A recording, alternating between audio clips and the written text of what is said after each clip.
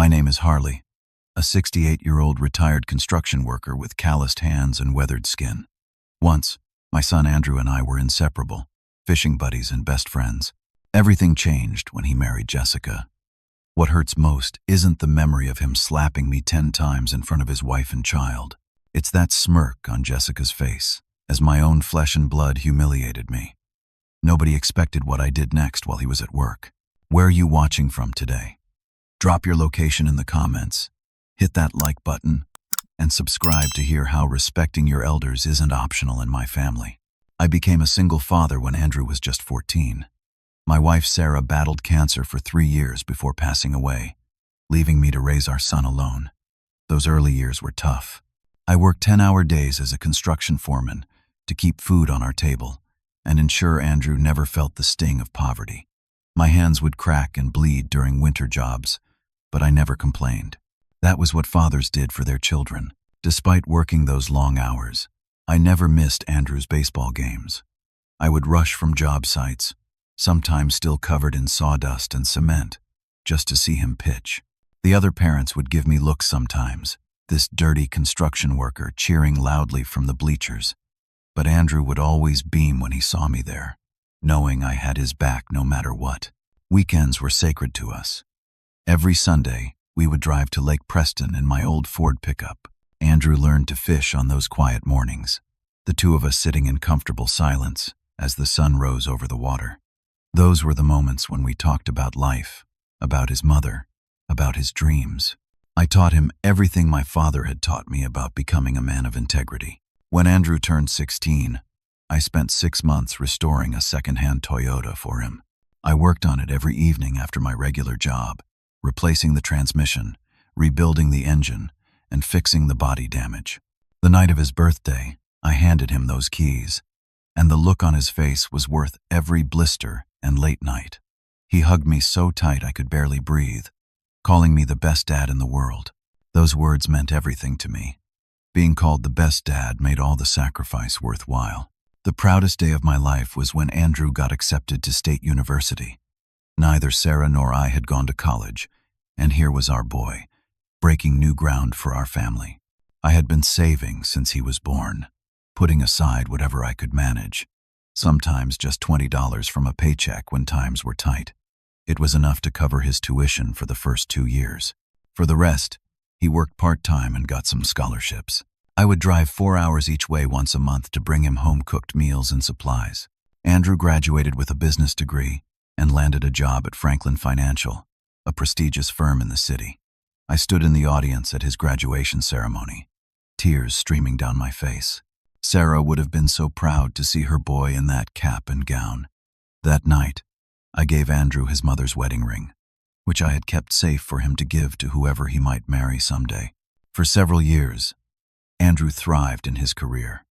He would call me multiple times a week, asking for advice or just to chat. Every Thanksgiving and Christmas, he would drive back to our hometown, and we would resume our fishing trips like no time had passed.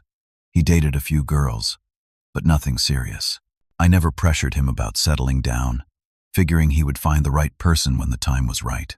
Then, 5 years ago, Andrew met Jessica at a company fundraiser. She worked in the marketing department and caught his eye immediately. The first time he brought her to meet me, I noticed she was certainly beautiful, with perfect blonde hair and designer clothes. She seemed kind enough, complimenting my home, though I caught her wrinkling her nose at my modest furniture and decor. Their courtship was a whirlwind. Within 6 months, Andrew was showing me the diamond ring he had purchased. It was far more expensive than I thought prudent, but the happiness in his eyes stopped me from saying anything. The wedding was planned for the following spring, an elaborate affair at one of the most expensive venues in the city.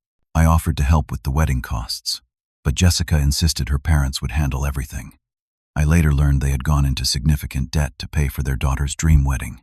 The ceremony itself was beautiful but overwhelming. I felt out of place among all the wealthy guests from Jessica's side, many of whom barely acknowledged me despite being the father of the groom. As my wedding gift to them, I gave Andrew and Jessica a check for $60,000 as a down payment on their first house. It represented most of my retirement savings, but what good was money if not to help your children." Andrew was moved to tears when I handed him the envelope.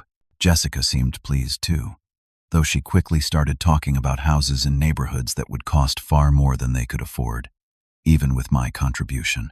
They found a beautiful colonial-style home in an upscale suburb. The mortgage was steep, but Andrew assured me they could manage it.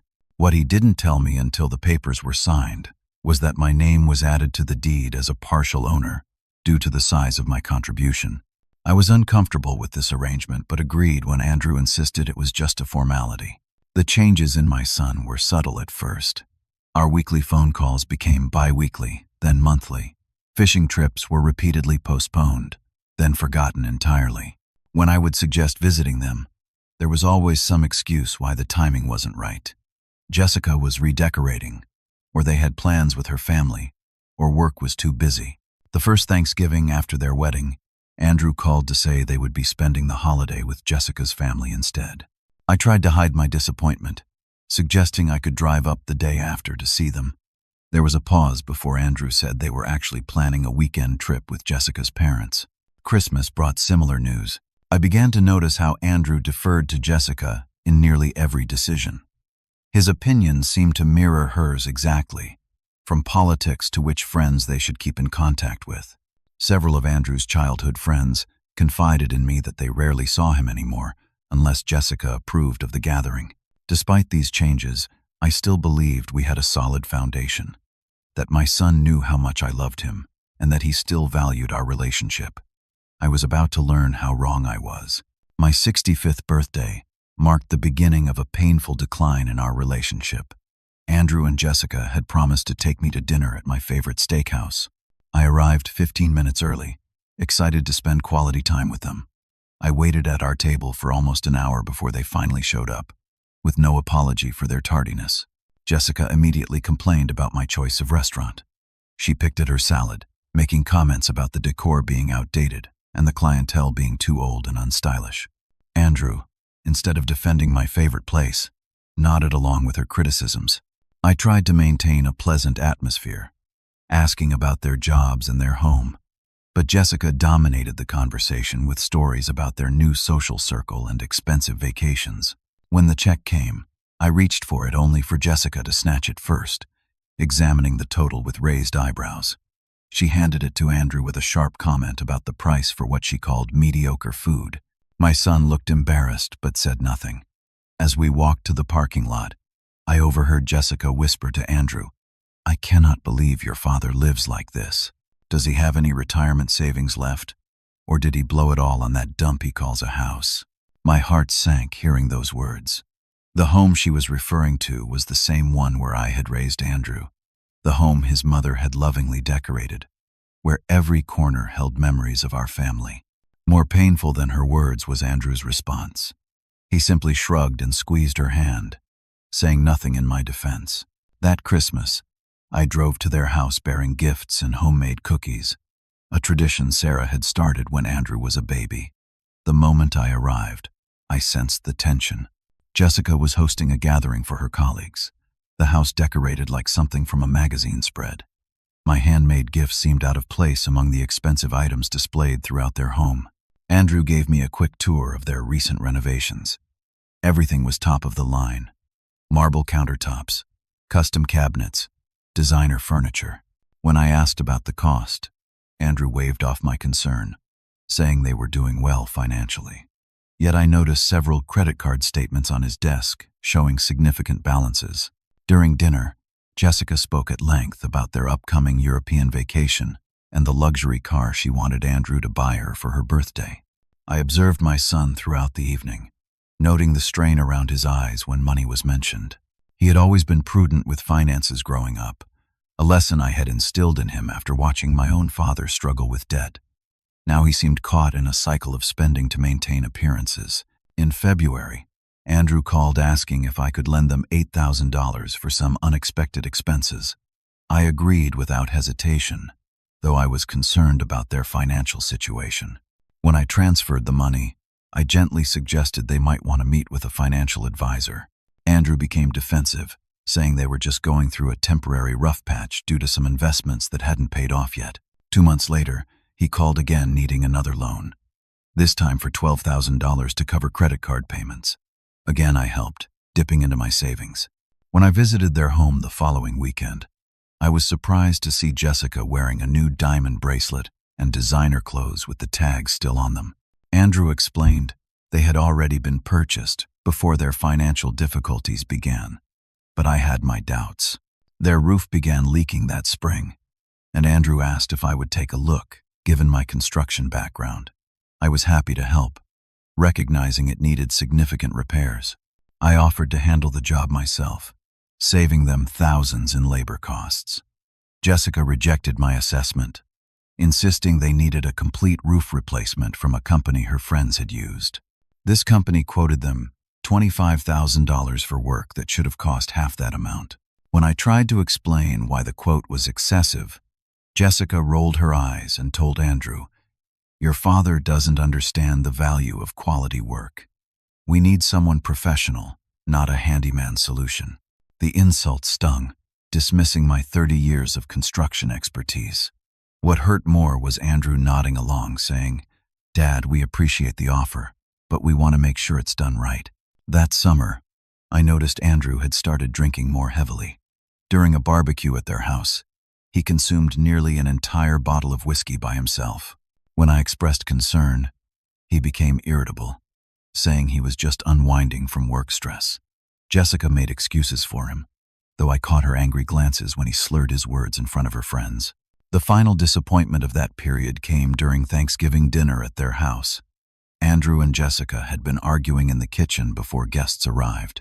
When I offered to help with the cooking, Jessica snapped at me to stay out of her way. Andrew said nothing, his eyes fixed on his phone, a glass of bourbon in his other hand. Throughout the meal, he barely spoke, refilling his glass repeatedly, while Jessica chatted with her parents and siblings. I tried to engage him in conversation, mentioning a fishing spot I had discovered that reminded me of our old trips. He looked at me blankly before Jessica interjected, "Andrew has no interest in sitting in a boat all day anymore. We have social obligations that actually matter now." Again, my son said nothing to contradict her. As I drove home that night, I realized how much had changed. The boy who once looked at me with admiration now seemed unable or unwilling to even acknowledge the bond we had shared. I wondered if there was anything I could do to reconnect with him, to remind him of the values and lessons we had once held dear. Little did I know, things were about to get much worse. The news that Andrew and Jessica were expecting a baby brought a surge of hope. Becoming a grandfather represented a fresh start, a new chapter in our family story. I imagined teaching my grandchild to fish, sharing stories of their father as a boy, creating the same bonds that had once been so precious between Andrew and me. When little Thomas was born, I drove to the hospital with a handcrafted wooden cradle I had spent months making. It was oak, sanded to silky smoothness, with the family name carved into the headboard. Jessica barely looked at it, asking Andrew to put it in the storage room since it clashed with the nursery theme. The nursery, I soon discovered, had been professionally designed at considerable expense, featuring custom furniture and hand-painted murals. My excitement about being an active grandparent quickly faded as Jessica established rigid rules about visits. I was allowed to come only during specified hours, after calling at least 3 days in advance. Each visit was limited to 1 hour, and I was given a list of rules. No picking up the baby without permission. No bringing gifts without prior approval.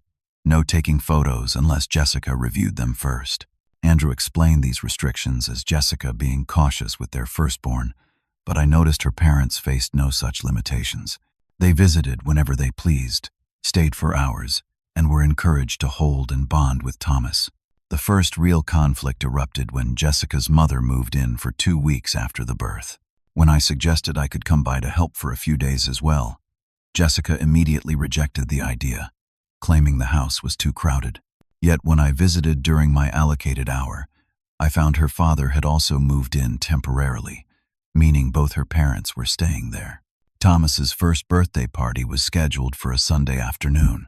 I arrived precisely on time with a gift I had cleared with Jessica beforehand, a set of wooden blocks I had carefully crafted and painted with educational designs. The house was filled with guests, primarily Jessica's family and friends. I was seated at a table near the back, far from the main family table where Jessica's parents were given places of honor. During the gift opening, my present was set aside after a cursory acknowledgement. Jessica's parents had purchased an elaborate electric miniature car that Thomas was too young to use, which received effusive praise and multiple photos. When the cake was served, I wasn't called up for the family picture, an oversight Andrew later dismissed as unintentional.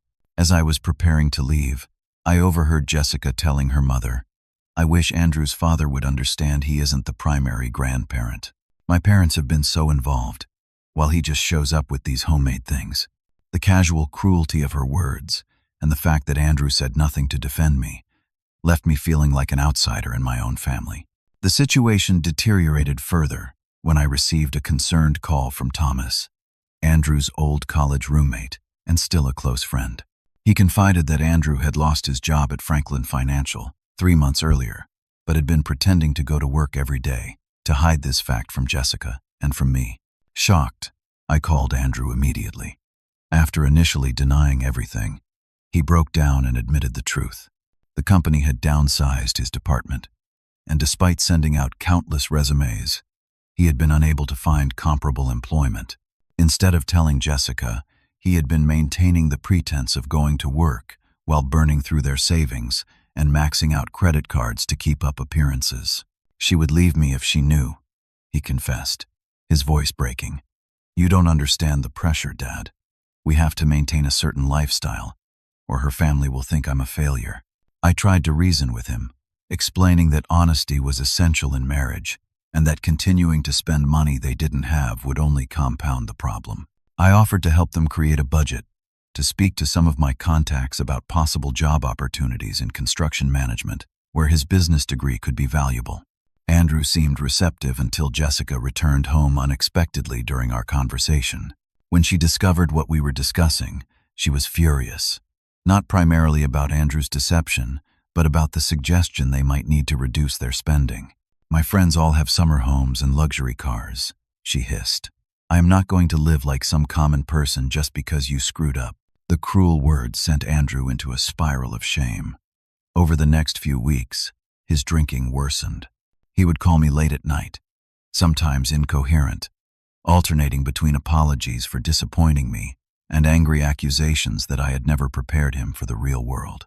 Jessica began spending more time with her parents, taking Thomas with her and leaving Andrew alone in the house they could no longer afford.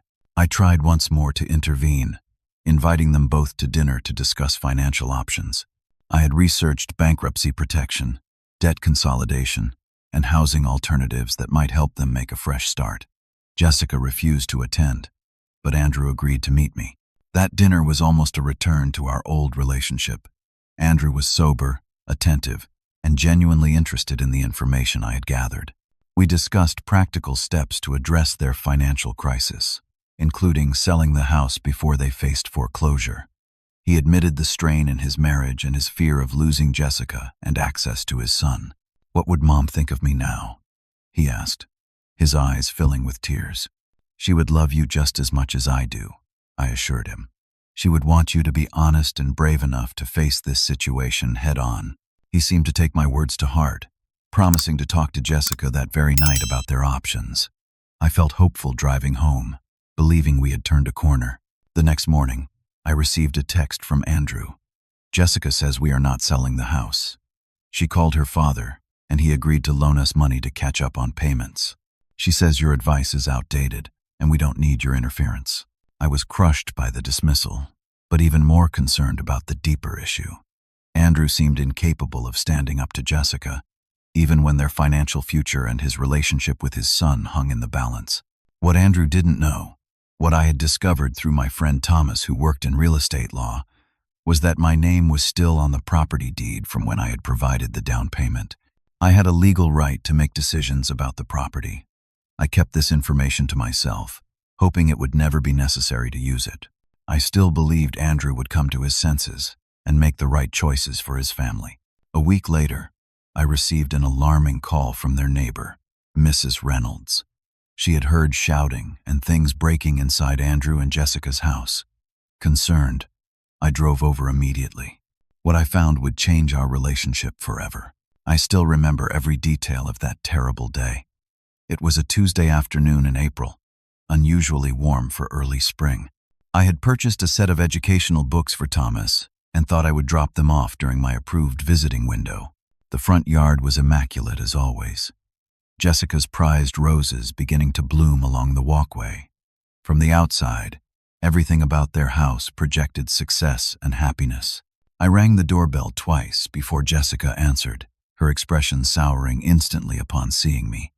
Her hair was perfectly styled, her outfit coordinated as if for a photo shoot rather than a day at home with a toddler. "Harley," she said flatly, "we weren't expecting you today." "I know. I'm sorry for not calling ahead. I just wanted to drop these books off for Thomas." I held up the colorful package. She sighed dramatically, but opened the door wider. Andrew is home. He had another interview fall through. The living room was spotless, every surface gleaming, but the atmosphere was heavy with tension. Thomas was playing in his activity center, his face lighting up when he saw me. "Gampa," he called out, one of his first words, making my heart swell despite the chilly reception. Andrew sat on the couch, a tumbler of amber liquid in his hand, despite it being only 2 in the afternoon. His appearance shocked me. In just a week since our dinner, he seemed to have aged years. His eyes were bloodshot, his posture slumped in defeat. "Dad," he acknowledged without getting up. "What brings you by?" "I brought some books for Thomas," I explained, moving to give my grandson a gentle hug. Jessica immediately stepped between us. "He's about to have his nap," she said sharply, though Thomas showed no signs of tiredness. I placed the books on the coffee table and took a seat across from Andrew. The smell of alcohol was strong. Several empty beer bottles sat on the side table, next to a nearly empty bottle of bourbon. "How are you doing, son?" I asked quietly. Before he could answer, Jessica interjected.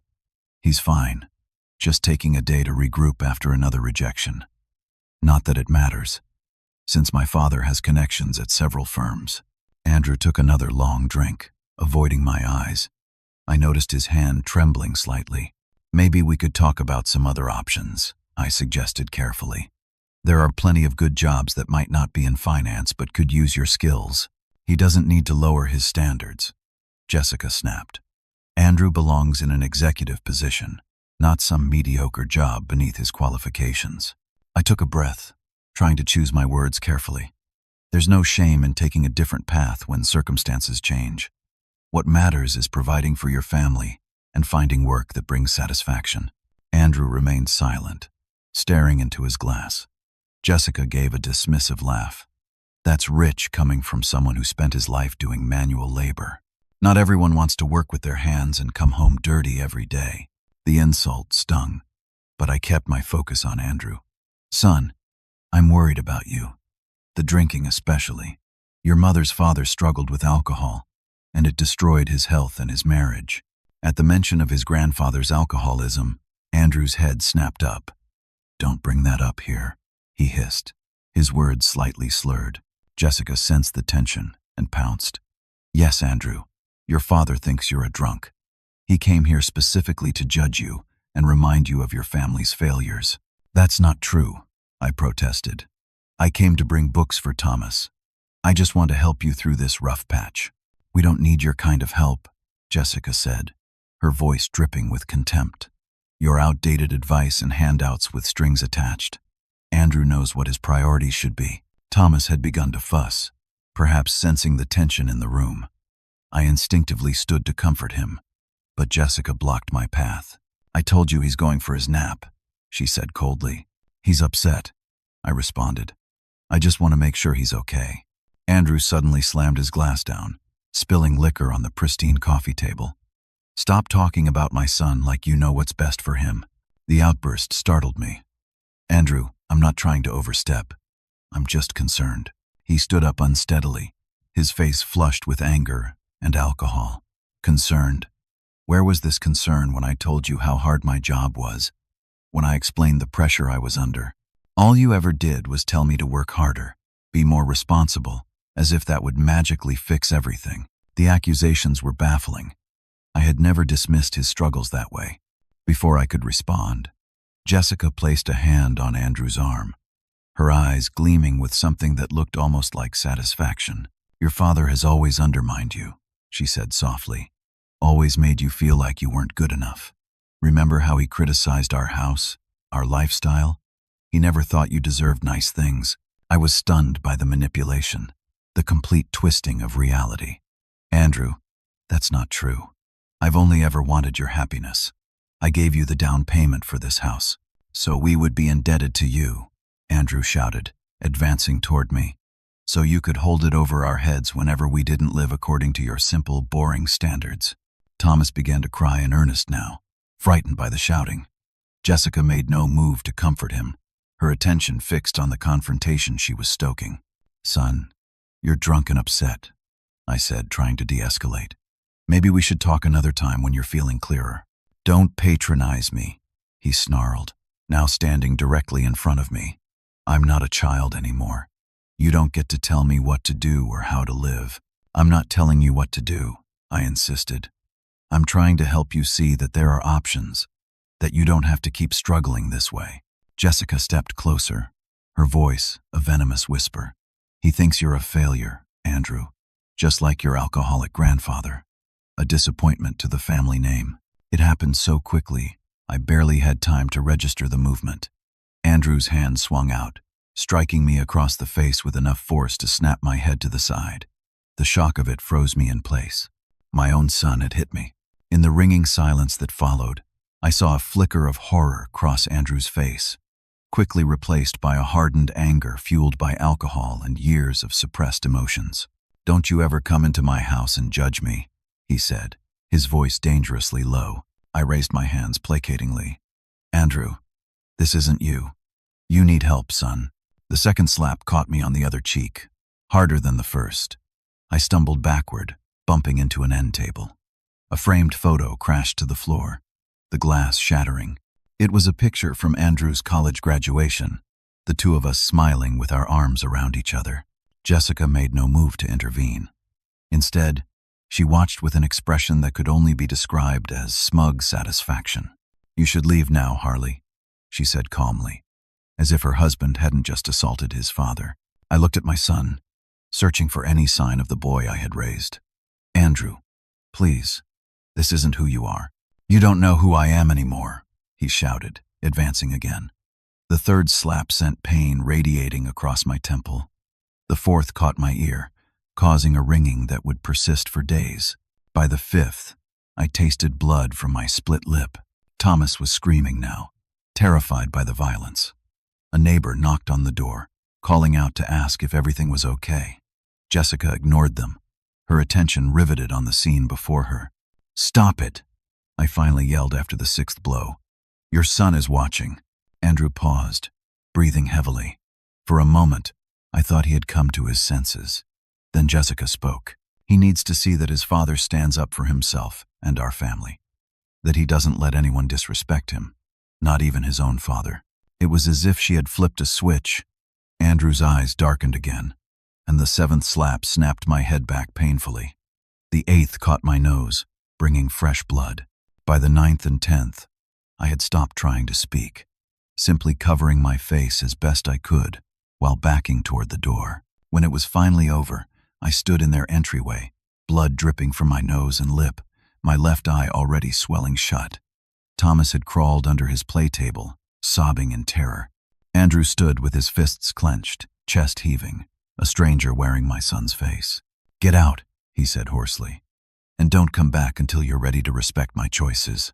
I looked past him to Jessica, who met my gaze without a hint of empathy. "You should listen to him, Harley. Family or not, you're not welcome here if you can't support us." As I stumbled to my car, I heard the neighbor who had knocked earlier asking if I needed help. I waved them off, too humiliated and heartbroken to explain what had happened. As I sat in my car, blood staining my shirt, I caught sight of my reflection in the rearview mirror. The physical injuries would heal in time, but the wound to my heart felt fatal. Driving home was a blur of tears and pain. Every memory of Andrew as a child flashed through my mind, teaching him to ride a bike, helping him with homework, holding him when he cried over his mother's death. How had we come to this? When I reached home, I found a text message from Andrew. "You always have to push and push until you create a scene. Jessica is upset and Thomas is confused because of your behavior. Don't contact us until you're ready to apologize for interfering in our lives. No acknowledgement of the violence.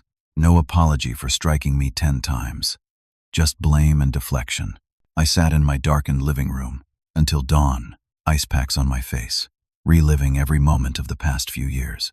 The gradual erosion of respect, the increasing isolation, the manipulation by Jessica, and Andrew's weakness in standing up to her, but also my own failures. Had I been too passive, too willing to accept disrespect in the hope of maintaining a relationship?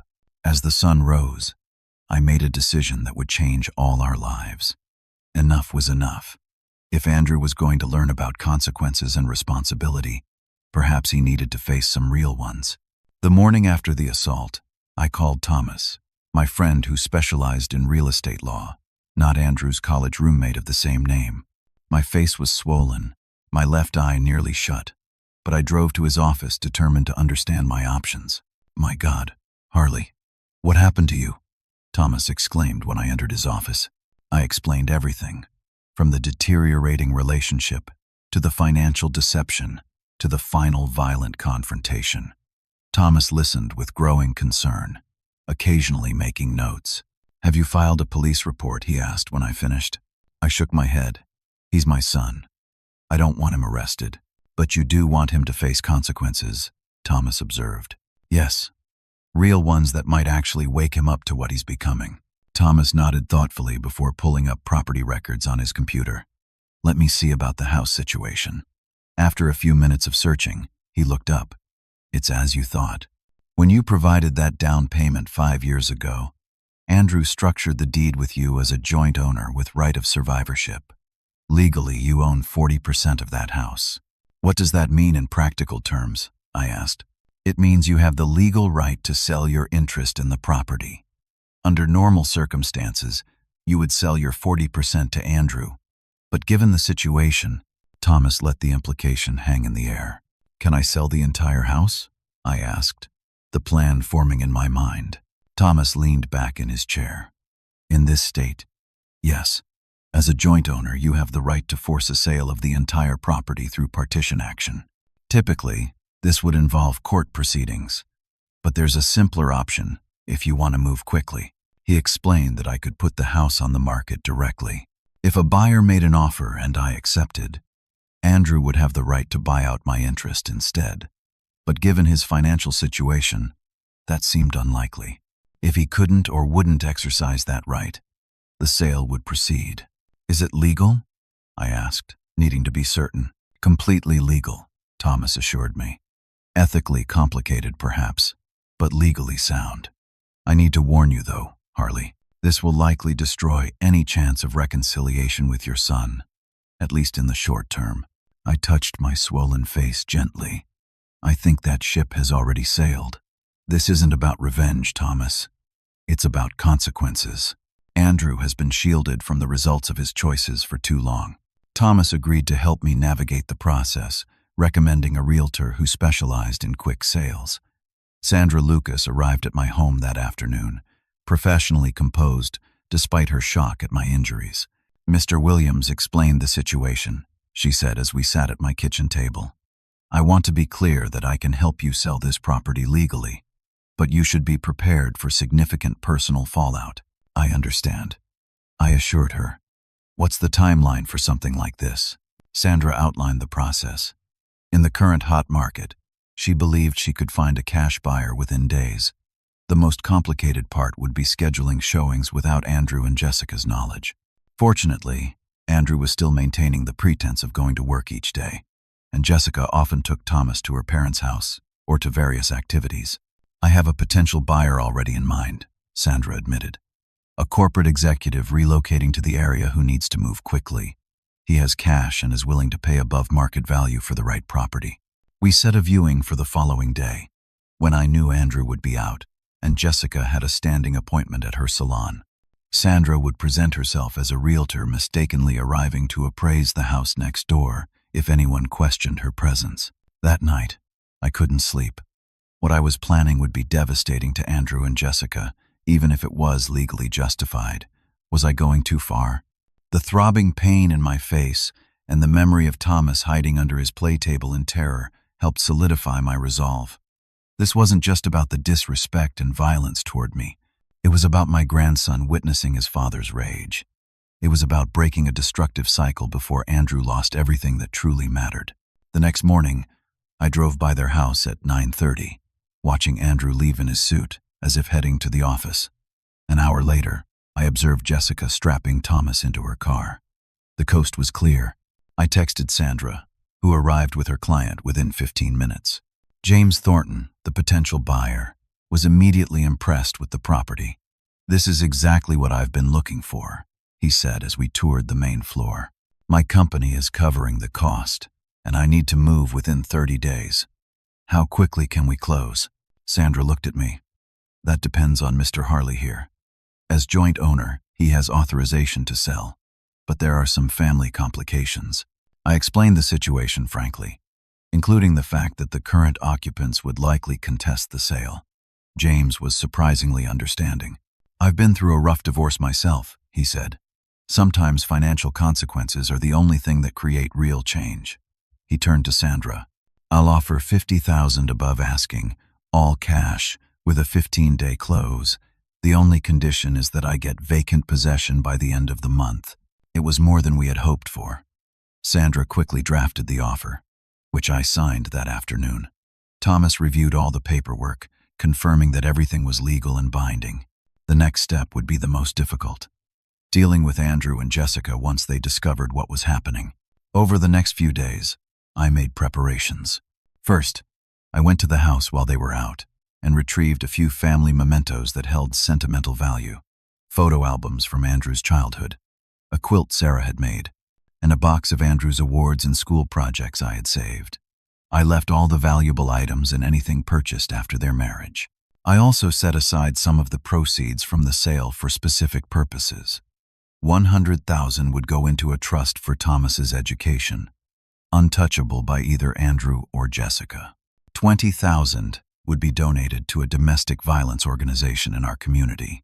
The remainder would be placed in an escrow account, minus the original down payment amount, which I would reclaim. A week after my initial meeting with Thomas, all the paperwork was finalized. James had arranged for a quick closing, and the money was transferred into the appropriate accounts. The day of reckoning had arrived. With my heart pounding, I composed a text message to Andrew. "The house has been sold. The money is in escrow, minus what you owe me. I've secured your personal belongings. Being your father doesn't mean being your punching bag." I sent it precisely at 2:30 in the afternoon, knowing Andrew would be away and Jessica would be at her weekly book club. James would be arriving with the keys at 4, along with a moving company, to begin setting up his furniture. Sandra had arranged for a sheriff's deputy to be present in case of confrontation.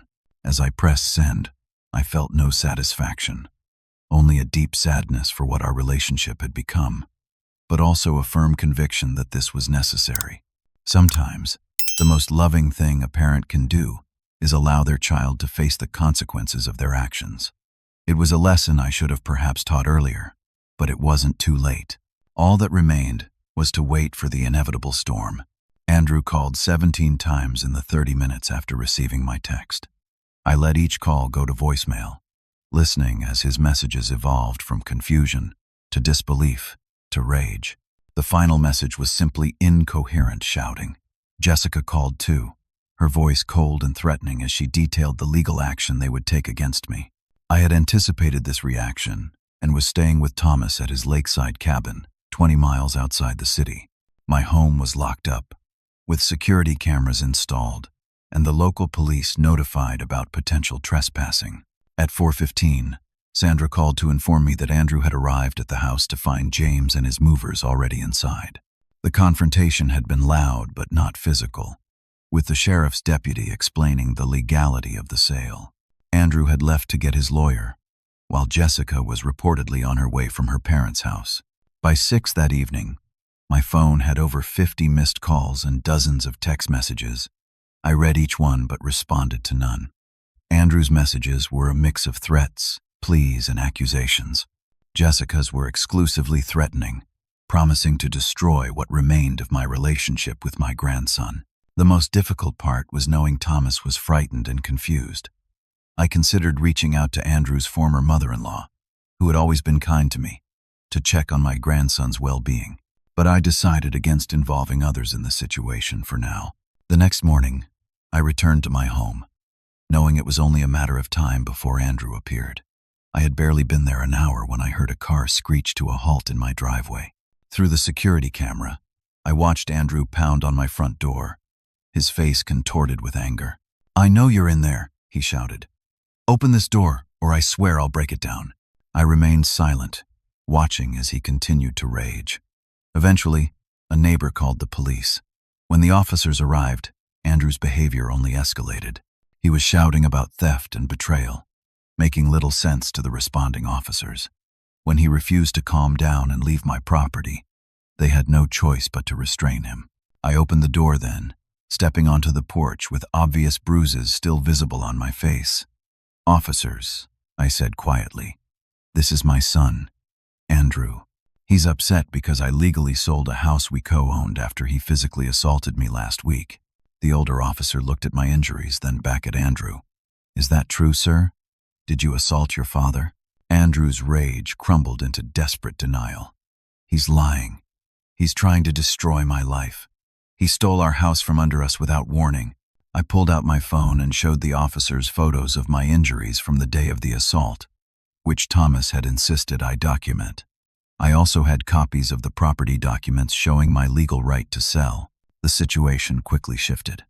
Instead of responding to a potential breaking and entering, the officers were now investigating an assault. Despite my reluctance to press charges, they explained that with visible injuries and Andrew's current threatening behavior, they had little choice but to arrest him. As they placed handcuffs on my son, I felt no triumph, only profound sadness.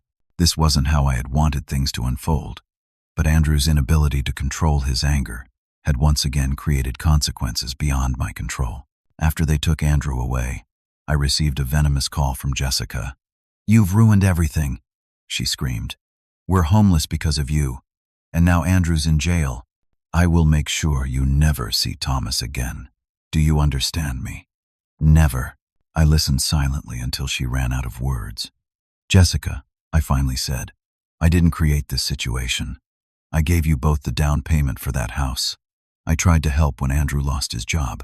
I offered practical solutions that you rejected, and when I came to bring books to my grandson, your husband physically attacked me while you encouraged him. These are the consequences of those choices. We're going to fight this," she hissed. "My father knows judges. We'll sue you for everything you have." "You're welcome to try," I responded calmly. "All the documentation is in order. The sale was legal. As for Andrew's assault, there are photos, medical records, and a witness who saw me leaving your house injured. Think carefully about dragging this through the courts, Jessica. It won't end well for either of you." The line went dead.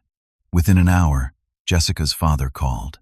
His tone was more measured, suggesting he understood the legal reality better than his daughter did. "This is an unfortunate situation, Harley," he said. "Perhaps we can find a compromise that works for everyone." "I'm open to discussion," I replied. "But not until Andrew gets help for his drinking and his anger, and not until there's a genuine acknowledgement of what happened." 3 days later, Andrew was released on bail, with orders to stay away from my property. Jessica's parents took them in temporarily while they figured out next steps. Through mutual friends, I heard they were exploring legal options to challenge the house sale, but finding little encouragement from attorneys. 2 weeks passed with no direct communication. I arranged for the trust documentation for Thomas's education fund to be sent to them, along with information about the escrow account holding the remainder of the house proceeds. The letter explained that Andrew could access those funds once he had completed anger management and alcohol treatment, maintained steady employment for 6 months, and agreed to family counseling. It was a month before I heard anything directly from Andrew. The call came late on a Tuesday evening. I almost didn't answer, but something told me it was important. "Dad." His voice sounded different, subdued, hoarse. "I'm here," I answered neutrally. There was a long pause. Can we talk? In person? I need to say some things face to face. We arranged to meet at a coffee shop the following afternoon. I arrived early, selecting a table in the corner with clear sightlines to the exits. Old construction habits die hard. Always know your escape route. When Andrew walked in, I barely recognized him. He had lost weight, and dark circles shadowed his eyes. His normally immaculate appearance was disheveled, his expensive clothes replaced by jeans and a worn sweater. He slid into the seat across from me, hands trembling slightly as he placed them on the table. "Thank you for meeting me," he said, his eyes not quite meeting mine. "What did you want to talk about?" I asked, keeping my voice level. He took a deep breath. "First, I need to apologize. What I did to you, hitting you like that, it's unforgivable. I was drunk and angry and lost in my own problems. But that's no excuse. I've never been violent before, and I'm horrified by what I did." I nodded, acknowledging his words without immediately accepting the apology. "What about the house?" Andrew looked down at his hands. "I was furious at first, ready to fight you with everything I had. But then my lawyer explained that you were completely within your legal rights, and Jessica's father pointed out that we were heading for foreclosure anyway within a few months." He gave a bitter laugh. Apparently, he had already decided not to bail us out again, despite what Jessica told me. "Where do things stand now?" I asked. "Jessica's left me," he said quietly. "She's staying with her parents and has filed for full custody of Thomas. Says she can't be with someone who lost everything and embarrassed her family. Despite everything, my heart ached for my son.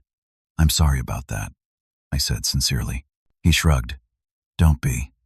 You were right about her all along, though I was too blind to see it. She never loved me, just what I could provide. The status, the house, the lifestyle. Once that was gone." He trailed off, then looked up with clearer eyes. "I've been sober for 27 days, attending AA meetings daily. Also started therapy twice a week." "That's good, Andrew. Really good. I'm staying with Thomas from college, ironically. He's been a true friend through all this. Got me a job interview at his company next week. Nothing fancy, just an entry-level position. But it's something." We talked for 2 hours, carefully navigating the raw emotions between us. Andrew explained how his resentment had built over time, fueled by Jessica's manipulation and his own insecurities. How the pressure to maintain appearances had driven him to financial ruin and alcoholism. How the shame of his failures had twisted into anger directed at the easiest target. "Me. I don't expect forgiveness," he said as our conversation wound down. "What I did was inexcusable. But I want you to know I'm trying to change, to become someone Thomas can be proud of again. Someone I can be proud of." I reached across the table and placed my hand over his. "I never stopped loving you, son. Even at my angriest, even when I was selling that house. It came from love. Sometimes the hardest lessons are the ones we need most." As we parted, I gave him information about the trust fund for Thomas and the conditions for accessing the escrow funds. Rather than being angry about the stipulations, he nodded in understanding. "It's fair," he said. "More than fair, considering everything. I need to earn back trust, not just have it handed to me." It was a beginning, fragile and uncertain, but a beginning nonetheless. 6 months passed, bringing significant changes for all of us. I had sold my house and moved into a comfortable 2-bedroom apartment closer to the city center. The smaller space suited me, and I enjoyed the community of seniors in the building who organized weekly card games and outings. Andrew had maintained his sobriety and was thriving in his new position at a smaller financial services company. The job paid far less than his previous one, but it offered stability and a healthier work environment. He had completed the required anger management program and continued with both therapy and AA meetings. Jessica had filed for divorce, initiating a heated custody battle over Thomas. Despite her attempts to use the house sale and Andrew's arrest to portray him as unstable, his documented recovery efforts and steady employment worked in his favor. The court awarded shared custody, with Thomas spending weekends and 2 weeknights with Andrew at his modest 1-bedroom apartment. The first time I saw my grandson again was emotional for all of us. The supervised visit took place in a neutral location, a children's play center with a family counselor present. I had worried that Thomas would be frightened of me, associating me with the traumatic incident he had witnessed. Instead, the 2-year-old ran to me immediately, wrapping his little arms around my legs and looking up with a beaming smile.